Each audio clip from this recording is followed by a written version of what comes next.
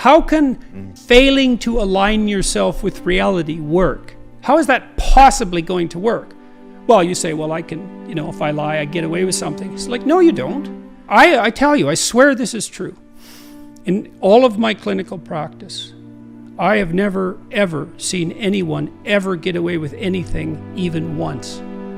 You think the chickens won't come home to roost. It's like, all that means is you're too stupid to see what your lies caused, or too blind or too self-deceptive. You just don't see it. And so you don't get away with anything. Nothing. It's terrifying to actually understand that. It's terrifying. What if you can't get away with anything, ever? Well, that's the judgmental God, fundamentally. And then, of course you can't get away with anything, because imagine that you took a flexible plastic comb, and you bent it backwards, and you say, well, I got away with that. It's like, well, what's going to happen when you let go? It's going to snap back and hit you in the face, and that's life, man. You warp the structure of reality? You think you are someone who can warp the structure of reality with your words and get away with it? Really? No, man, that should terrify you right to the core of your soul. You're not God. Tell the truth, or at least don't lie. Because you can't tell the truth, right? Because who are you to tell the truth? That's a mighty tall order, man. But you can stop saying things that you know are lies, and that will change your life if you do that. Why would it change their life? Well, how can you adapt to reality when you falsify it? And you think, well, I'm just lying to other people. It's no, you're not. You can't just lie to other people, because what you say becomes you, especially if you practice it, because we build ourselves out of words. And that can be lies in action too. It's like, don't say things you know to be false. That's a good start, man. And it aligns yourself with the truth.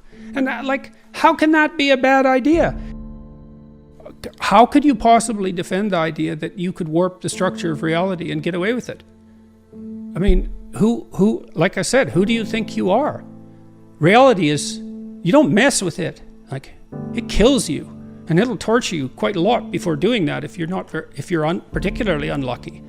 So beware. They say the fear of God is the beginning of wisdom. That's that judgmental God. It's like, you violate your conscience, man, you will pay. That's hell. Do you want the horror of failure or the certainty of failure? The horror of potential failure or the certainty of failure? Because if you don't do this, you will fail. Now, it'll be put off, but it will absolutely happen. And so that fear, I understand why that stops people. It's no joke to be rejected. And it's going to happen while you practice. And it's a real fear.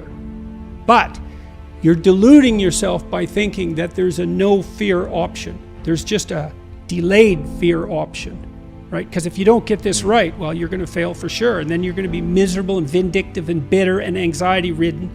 And you're going to cause trouble for yourself, and you're going to take it out on women and other men. And that's an ugly path, man. And so I see why you're afraid, but you should be way more afraid of that.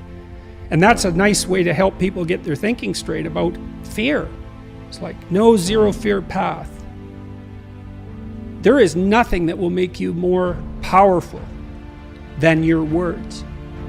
And so if you think that reading and writing is for pansies and dimwits, or teachers' pets, you're seriously misinformed.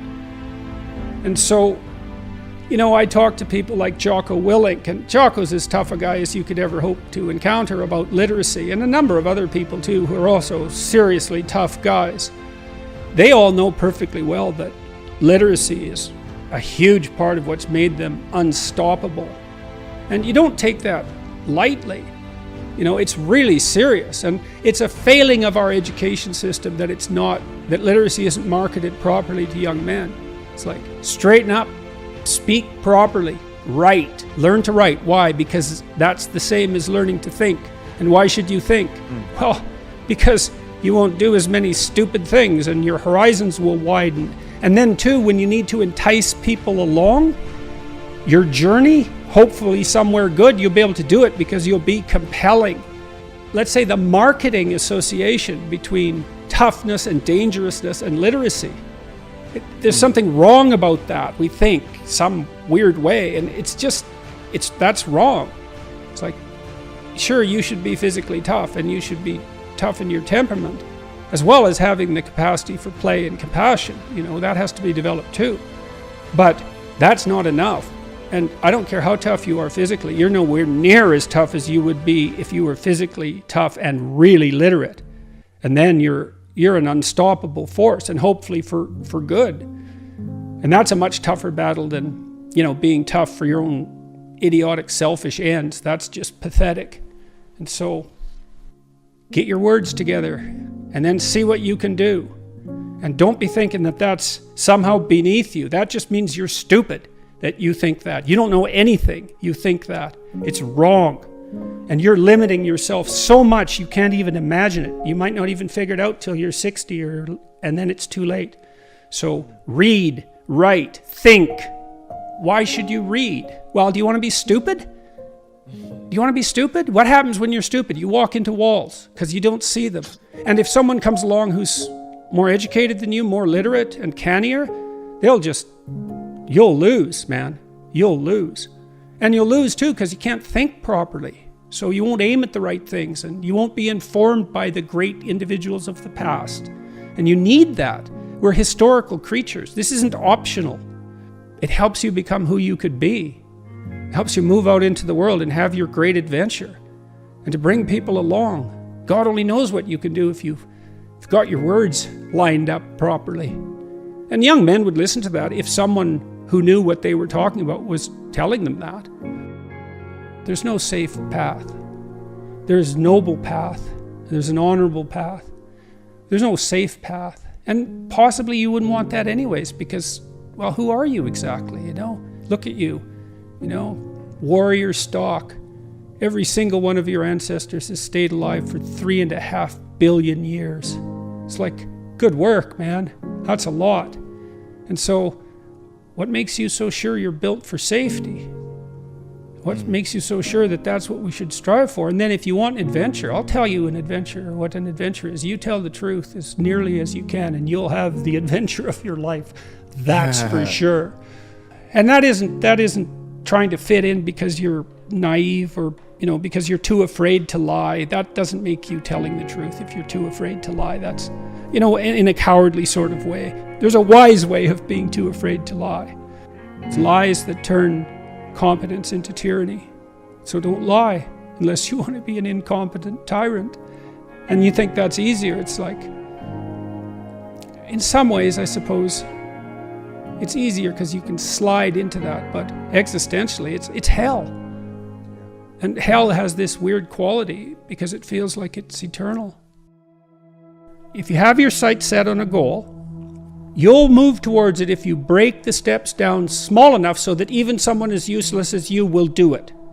And that also requires a fair bit of humility, because what you might find, especially if you're avoiding something, is that the step you are actually willing to take is so small that you're embarrassed to admit it to yourself, so you won't take any steps at all. Well, that's completely counterproductive. And the reason that's not proper thinking, let's say, or productive thinking, is that, well, small steps get bigger real fast.